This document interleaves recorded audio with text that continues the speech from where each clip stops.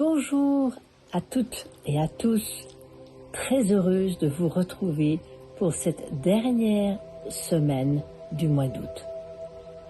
Depuis le 23 août, notre étoile, le soleil, rentre dans le signe de la Vierge, la 6e étape. Un signe de terre, de mode vibratoire mutable. Qu'est-ce que ça veut dire mutable? Ce sont des signes très importants, les 4 signes mutables. Gémeaux, Vierge, Sagittaire, Poisson. Pourquoi? Parce qu'ils font la transition entre le début de la saison, la fin de la saison pour ouvrir une nouvelle saison. Ils font le lien. Ils doivent intégrer ce qui a été mis en place depuis le début, ici le solstice d'été, afin de préparer le passage pour le portail de l'équinoxe d'automne, où à ce moment-là, nous allons plonger beaucoup plus profondément dans nos mondes intérieurs.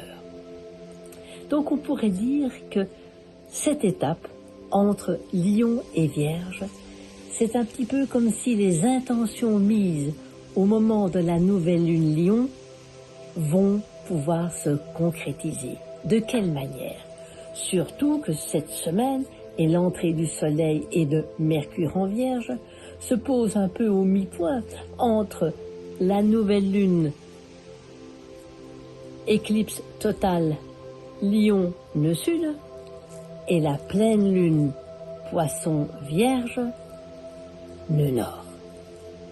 Donc il y a comme une mutation à faire, une transformation, une préparation à faire, où les idées, les concepts, le besoin de reconnaissance ou ce sentiment de non-reconnaissance perçu au moment de l'éclipse du 12 août va devoir être analysé, trié, purifié. Pourquoi, comment, de quelle manière? Grâce à ces énergies du signe de la Vierge. Alors tout de suite, où se pose le signe de la Vierge dans votre thème? En maison 1, c'est vous, votre identité. En maison 7, les autres. En maison 4, le foyer. En maison 10, la vie sociale, professionnelle. Où est-ce que ça se pose? C'est toujours important de ressentir le changement vibratoire lorsque le soleil franchit le 0 degré d'un signe. Il passe toujours d'un, par exemple, ici en Lion, d'un signe émetteur, feu, là c'était fixe, à un signe récepteur, mutable, et ici de féminin. Donc on voit bien ici que ce moment de la fin de l'été est accompagné par des prises de conscience, des lâcher-prises, des acceptations qui ne doivent absolument pas aller dans le contrôle. Dès le départ, lorsque le soleil rentre en Vierge, la lune est dans le signe du Capricorne, une très belle harmonie qui soutient le yin et le yang. Par contre, Uranus, début des Gémeaux, forme un carré au soleil le 23, 24, et ensuite il va y avoir Mercure le 25 qui va rentrer aussi dans la Vierge et va recevoir cette énergie d'Uranus. Uranus clarifie, Uranus coupe, Uranus électrise, et Uranus va nous demander de faire autrement, de lâcher les bandelettes du passé. Donc, qu'est-ce qu'il y a entre le 12 août et le 28 août que vous devez lâcher pour pouvoir exprimer les intentions de la nouvelle lune? Qu'est-ce qu'il y a d'autre? C'est que Vénus est dans le signe de la Balance. Elle quitte l'opposition à Neptune pour aller vers l'opposition de Saturne. C'est là où peut-être vous pourrez faire l'expérience. Ai-je été dans l'alignement, la réalité avec Saturne, ou ai-je été dans l'illusion avec Neptune? Mars, actuellement, dans le signe du Cancer, forme aussi un carré à Saturne. Donc là également, Mars en Cancer, c'est un petit peu ces éléments d'émotion intérieure que nous devrons canaliser. Il y a des choses que l'on doit dire, mais c'est peut-être le support sur lequel nous allons le dire. Au moment où Mercure rentre dans le signe de la Vierge, la Lune est en Verseau. Donc on change de registre. La Lune Verseau nous parle d'indépendance, d'autonomie, d'ouverture, d'éléments créateurs, d'humanisme. La Lune va tout de suite rejoindre Pluton.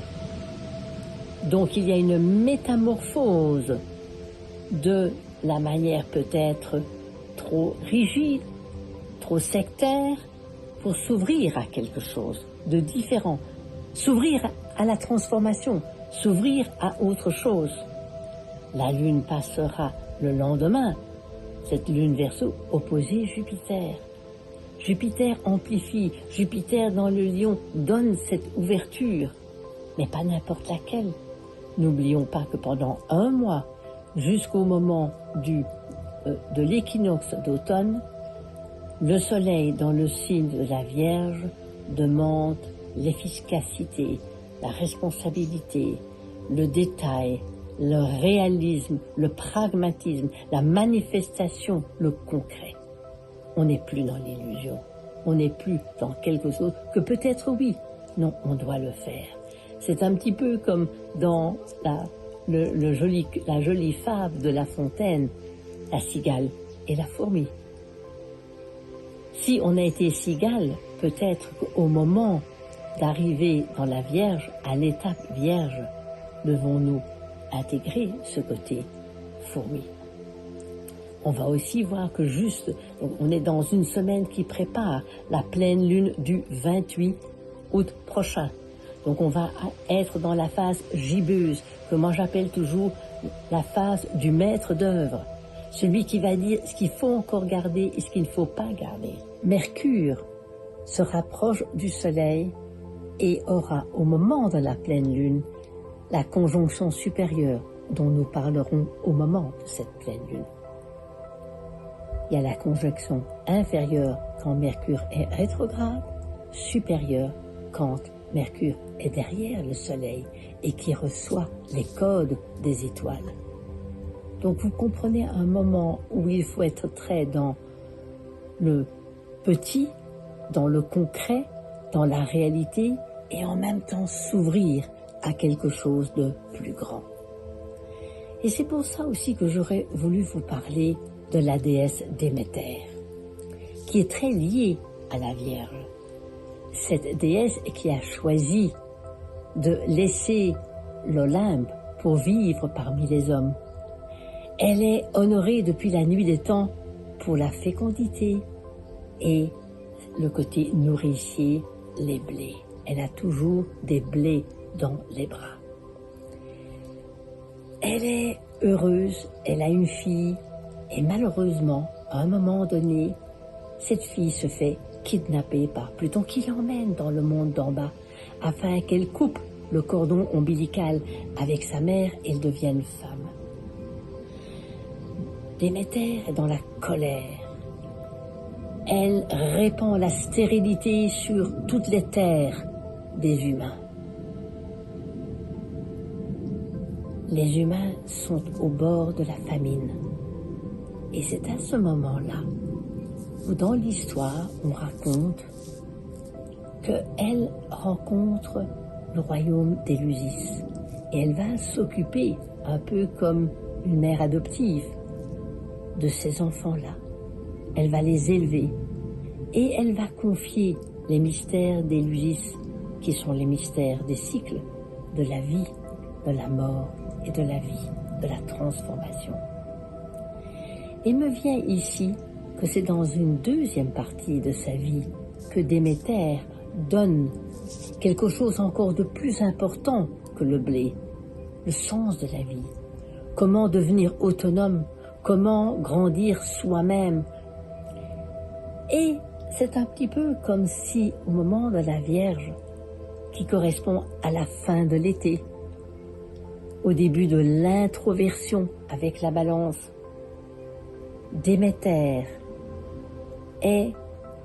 devient cette grand-mère, cette grande-mère. On pourrait dire que c'est une femme qui agit et qui donne après la ménopause. Elle donne un autre sens qu'au début de sa vie. Elle ne pouvait pas le donner avant. Et je voudrais vous confier quelque chose, que c'est à 50 ans que j'ai adopté mon 4e enfant qu'on est allé chercher au Guatemala. J'étais ménopausée.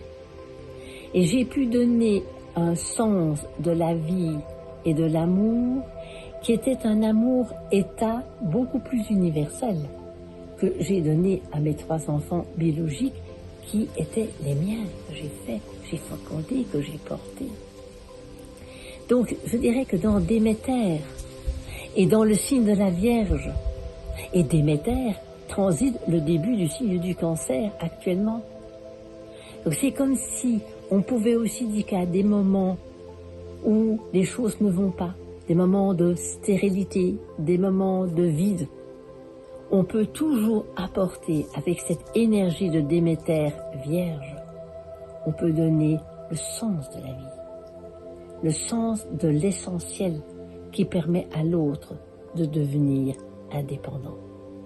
Et ce qui est très intéressant, c'est que ce petit bébé adopté au Guatemala, il y a plusieurs années maintenant, il est adulte et il est dans les forêts amazoniennes pour planter des arbres et des particularités d'arbres qui vont pouvoir subir, traverser le changement climatique. Alors, un déraciné qui a reçu d'une mère Déméter le sens de la vie qu'il va replanter autre part. La Vierge, dans les missions d'Hercule, c'est aussi un mythe intéressant, une mission intéressante, cette 6e mission. À partir du 7, on doit tendre à l'équilibre, la balance, mais au 6, on est en train de s'approprier cet équilibre. Hercule doit s'emparer de la ceinture de la reine d'Hippolyte. La ceinture est symbole de fécondité, d'amour, d'unité. Mais comme Hercule, à ce moment, n'est pas encore dans la maturité, il est encore dans l'impulsivité du masculin où il n'a pas intégré son féminin sacré, eh bien, il va arracher cette ceinture et la reine va mourir. Donc c'est un peu aussi dans ce signe de la Vierge, là où il se trouve dans notre thème. Où pouvons-nous apporter l'essentiel? Dans le sens de métamorphose et d'un travail sur l'équilibre du masculin et du féminin. Le soleil dans le signe de la Vierge, au cours de cette semaine, va évidemment très fortement marquer tous les premiers décans de la croix mutable. Vierge, Poisson, Gémeaux, Sagittaire. C'est évidemment très bénéfique pour les signes de terre, comme le Capricorne et le Taureau, pour les signes d'eau, comme le Cancer, Poisson,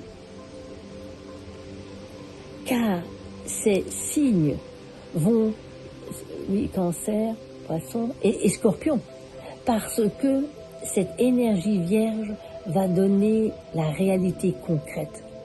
Par contre, pour les signes de feu et d'air, c'est un défi. Pourquoi?